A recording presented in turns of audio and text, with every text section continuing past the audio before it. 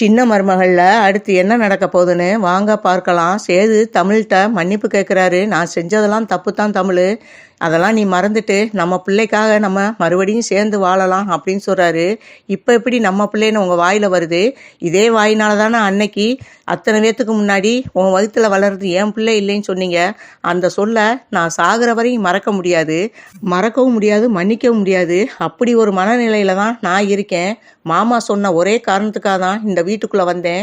தயவு செய்து மறுபடியும் என் மனசை மாற்ற பார்க்காதீங்க, என்னை இப்படி விட்டுருங்க, இல்லைன்னா நான் இந்த வீட்டை விட்டு இப்பயே நான் போயிடுவேன் அப்படிங்கிறாங்க. தமிழ், அதை மட்டும் செஞ்சிடாத தமிழ், நீ என்னைய மன்னிக்கலைனாலும் பரவாயில்ல, நீ இந்த வீட்டில் இருக்கணும் அப்படின்னு சொல்லிட்டு இனிமே உன்னைய எந்த தொந்தரவும் பண்ண மாட்டேன், இதை பற்றி நான் பேசவும் மாட்டேன் அப்படின்னு சொல்லிட்டு சேது ரொம்பவே மனசு உடஞ்சி வெளியே போகிறாரு. தமிழும் சேதும் இன்னும் மனஸ்தாபத்தோடு தான் இருக்காங்க. இது தெரியாமல் ஈஸ்வரி பொறுமை எடுக்குது. ஈஸ்வரியும் சித்ராவும் இவளுக்கு இப்படி ஒரு வாழ்க்கையா? நம்ம பையன் போசு பணக்கார இடத்துல கல்யாணம் பண்ணி நல்லா சந்தோஷமா இருக்கான், பணங்காசோட வாழலாம் நம்ம நினச்சி நம்ம பையனுக்கு அவளை கட்டி வச்சோம். கடைசியாக பார்த்தா அவன் வாழ்க்கை இப்படி செங்கல் சூளையில் போய் கஷ்டப்பட்டுக்கிட்டு இருக்கணும்னு அவன் தலையில் எழுதியிருக்கு. இவ எங்கேயோ இருந்து வெறும் சிரிக்கி இவளுக்கு இப்படி ஒரு வாழ்க்கை அமைஞ்சிருக்கு. ரெண்டு பேரும் இப்படி ஒன்று சேர்ந்துட்டாங்களே அப்படின்னு சொல்லிட்டு இதுக ரெண்டுக்கும் வகுரெல்லாம் எரிய ஆரம்பிக்குது. ஆம்பளைன்னு இருந்தா 1000 தப்பு பண்ணத்தையும் செய்வான். இதை பெருசா எடுத்துக்கிட்டு இந்த காவியா வேற அவனை பழி வாங்க துடிச்சுக்கிட்டு இருக்கா.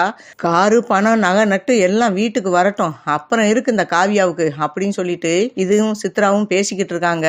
இங்க போசு செங்கல் சூளைக்கு போற மாதிரி போயிட்டு அங்கே வேலையும் பார்க்கறது இல்ல, மாமனார் வர்ற நேரம் மட்டும் வேலை பார்க்குற மாதிரி ஆக்ஷன் பண்ணுறது. அதை அங்கே வேலை பார்க்குறவங்களும் அதை கவனிச்சுக்கிட்டு இருக்காங்க. இதை எப்படியாவது எம்எல்ஏ ஐயாட்ட சொல்லணும் அப்படின்னு சொல்லிட்டு செங்கல் சூளையில் வேலை பார்க்குற ஒருத்தர் 2 பேர் எப்படியாவது இவன் இல்லாத நேரம் பார்த்து நம்ம ஐயாட்ட சொல்லணும் அப்படின்ட்டு அங்கே உள்ளவங்க 2 பேர் முடிவு எடுக்கிறாங்க. ஆனால் போசு வேலையும் பார்க்குறதுல போசு செங்கல் சூளையில் வேலை பார்க்காம இருக்கிறதுனால சும்மா இருக்க முடியாமல் அங்கே வேலை பார்க்குற பொண்ணுகிட்டையும் வம்புழுக்க. அதில் ஒரு பொண்ணு சொல்லுது, இங்கே பாருங்க ஐயா, நீங்கள் பெரிய இடத்து ஆளாக இருக்கலாம், ஆனால் நாங்கள் கூலிக்கு வேலை பார்த்தாலும் நாங்கள் ஒழுக்கமாக வேலை பார்க்குற ஆளுங்க.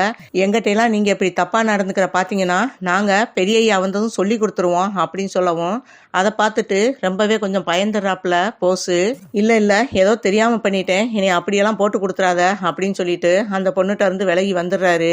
செங்கல் சூளையில் உள்ள கணக்கு பிள்ளைய கூப்பிட்டு போசு சொல்கிறாப்புல, எனக்கு ரொம்பவே வேலை பார்க்காம இருக்கவும் போர் அடிக்குது, என்னால் வேலையும் செய்ய முடியாது, ஏதாவது எனக்கு சரக்கு வாங்கிட்டு வா அப்படின்னவும், ஐயா நான் வாங்கிட்டு வந்து கொடுத்துருவேன், சப்போஸ் உங்கள் மாமனார் வந்துட்டார்னா அவர் இப்போலாம் வரமாட்டார், வாங்கிட்டு வானா வாங்கிட்டு வா அப்படின்னவும், அதுக்கப்புறம் போஸ் கேட்குறாரு, சரி இன்னொரு விஷயமும் நான் கேட்பேன், இதை யார்ட்டையும் சொல்லிடக்கூடாது அப்படின்னவும், என்னையா சொல்கிறீங்க அப்படின்னவும், இங்கே பாரு நான் சொல்கிற மாதிரி கேட்டேன்னா நீ கேட்க கேட்க உனக்கு எக்ஸ்ட்ராவே நான் பணம் கொடுப்பேன் அப்படின்னு சொல்ல, அந்த கணக்கு பிள்ளையும் என்னையா சொல்கிறீங்க சொல்லுங்கய்யா அப்படின்னு சொல்லி கேட்க, இங்கே பாரு நான் 1க்கு 2 கல்யாணம் பண்ணி பிரம்மச்சாரியாக தான் இருக்கேன், நானும் எத்தனை நாளைக்கு தான் இப்படி பிரம்மச்சாரியாக இருக்கிறது, அதனால நீ சரக்கோட உனக்கு தெரிஞ்ச ஏதாவது பொண்ணு இருந்தால் கூட்டிகிட்டு வா, நான் அந்த பொண்ணோட கொஞ்ச நேரம் சந்தோஷமாக இருந்துட்டு நீ கேட்குற பணத்தை நான் இன்னைக்கு உனக்கு கொடுக்குறேன் அப்படின்னு சொல்லவும், அவன் பணத்துக்கு ஆசைப்பட்ட அந்த கணக்கு பிள்ளை, சரியா எனக்கு தெரிஞ்ச பொண்ணு ஒன்று அந்த மாதிரி இருக்குது, நான் கூட்டிகிட்டு வரேன், சரக்கோடையும் பொண்ணோடையும் வர்றேன்னு சொல்லிட்டு சொன்ன மாதிரியே அந்த கணக்கு பிள்ளை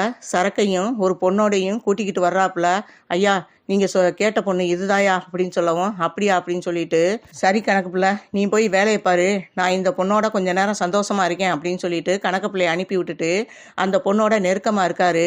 அந்த சமயம் காவியா செங்கல் சூளைக்கு போவோம் அப்படின்னு சொல்லிட்டு யதார்த்தமாக வர, அந்த நேரம் பார்த்து எம்எல்ஏவும் அங்கே வர, என்னம்மா காவியா என்ன செங்கல் சூளைக்கெல்லாம் வந்திருக்க அப்படின்னு சொல்லி சிற்றரசு கேட்க, இல்லைப்பா என் புருஷன் எப்படி வேலை பார்க்குறான்னு தெரிஞ்சுக்கிறதுக்காக வந்தேன் அப்படின்னு சொல்லவும், அப்படியாம்மா மாப்பிள்ளை நல்லாதாம்மா வேலை பார்க்குறாரு அப்படின்னு சொல்லிக்கிட்டு இருக்கையிலேயே அந்த ரூம்பை விட்டு அந்த பொண்ணோட நெருக்கமாக தோள் மேலே கை போட்டுக்கிட்டு வெளியே வர்றாரு போசு. அதை பார்த்து சிற்றரசும் காவியாவும் ரொம்பவே ஷாக் ஆகுறாங்க.